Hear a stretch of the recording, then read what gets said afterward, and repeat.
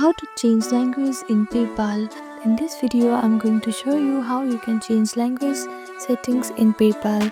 First, make sure that you have downloaded PayPal on your phone. After that, click on search bar and open PayPal app. Now make sure to log into your account. After you log into your account, you can see this human icon option on the top right corner. Click on it.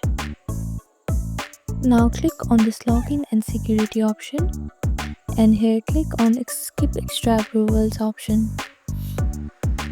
Now it will lead you to this page. Here simply click on this cross button on the top right corner.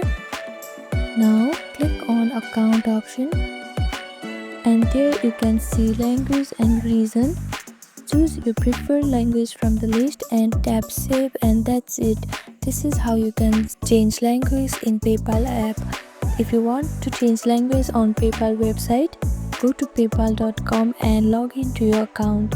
Click on the settings icon on the top right corner, and after that select the account settings tab. Scroll down and find the language section. Click edit and choose your preferred language, and lastly click on save changes. So this is how you can change language in PayPal. Thank you for watching this video. Please do not forget to like, share and subscribe to our channel, and comment down below if you have any other queries. Thank you.